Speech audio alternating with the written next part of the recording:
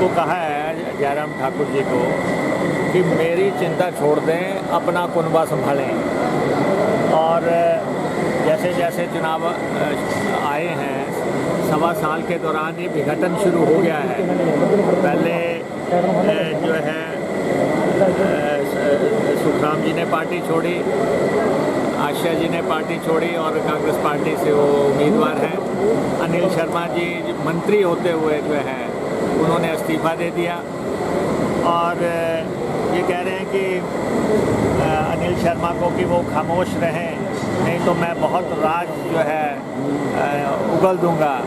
हम उनसे कहना चाहेंगे पहले राज उगल ही दो जो आपके दिल में है। कोई आपके दिल में ये भ्रम नहीं रहना चाहिए कि मैं कोई बात कहने से रह गया। ये वही सुखराम हैं जिनकी बदौलत इन्होंने 1998 में सरकार बनाई और उनके 5 विधायक थे पार्टी के, इन्होंने सरकार बनाई। उसके बाद हाल ही में जो है जब चुनाव हुए 2017 में, तब जब अनिल शर्मा ने कांग्रेस छोड़ी थी तो ये उस समय अमित शाह का मास्टर स्ट्रोक बताते थे कि उन्होंने मास्टर स्ट्रोक ला दिया। अब जब वो कांग्रेस में चले गए हैं तो अब जो है मुख्यमंत्री को बहुत गुस्सा आ रहा है और जब उनके साथ थे तो उनको उनमें सब गुण नज़र आते थे, आजकल वो उनको सारे अवगुण नज़र आ रहे हैं। तो इसलिए अनिल शर्मा तो वो कह रहे हैं कि तुम्हारी मेंबरशिप जाती लगेगी अगर आप कांग्रेस के लिए प्रचार करेंगे।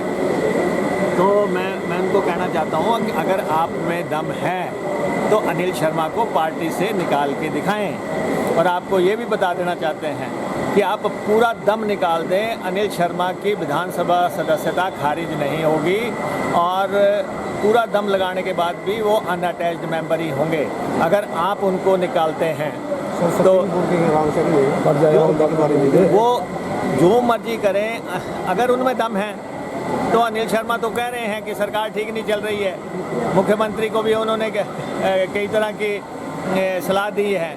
तो जब भाजपा का विधायक जो है सार्वजनिक तौर पे बात कह रहा है तो अगर आप में दम है तो उनको निकालें।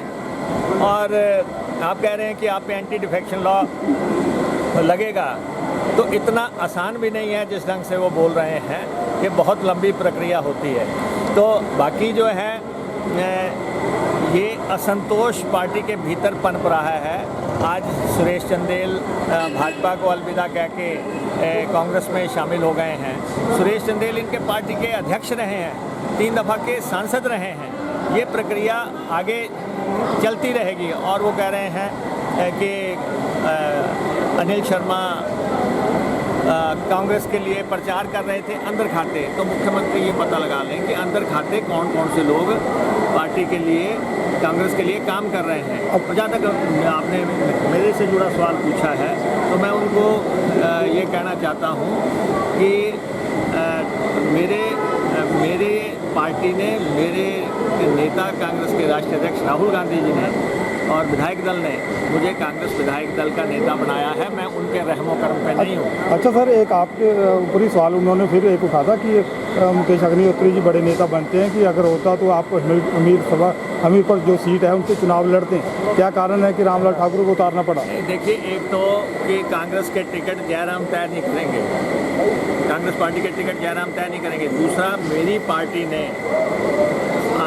जैसे ही इस दफ़ा विधानसभा बनी, मेरी पार्टी ने मुझे कांग्रेस विधायक दल का नेता बनाया है और मुझे एक जिम्मेवारी दी है।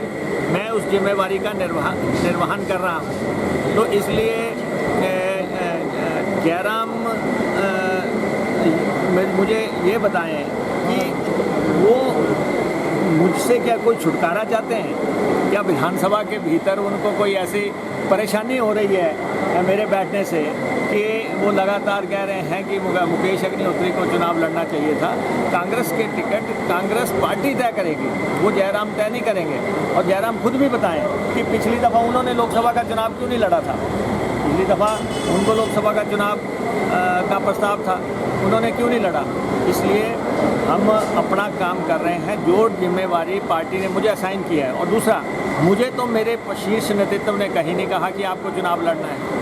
तो जयराम जी को कहाँ से स्वपन आ रहे हैं। अच्छा सर, एक चीज़ है जो राम शहर में सतपाल सत्ती जी का हुआ, जो उसके ऊपर चुनाव आयोग ने कार्रवाई की है, क्या वो और भी होनी चाहिए थी या यहीं तक? देखिए, जो चुनाव आयोग ने कार्रवाई की है उससे बड़ा स्पष्ट सिग्नल जो है प्रदेश की राजनीति में चला गया है। और हम जो है अपनी पार्टी के भी सभी नेताओं से ये आग्रह कर रहे हैं, चुनाव में मर्यादाएं बनी रहनी चाहिए, एक लक्षण रेखाओं का उल्लंघन नहीं होना चाहिए और हमें चुनाव के बाद ऐसी स्थिति ना आए कि हम जो है राजनीतिक विरोधी जो है राजनीतिक दुश्मन में बदल जाएं।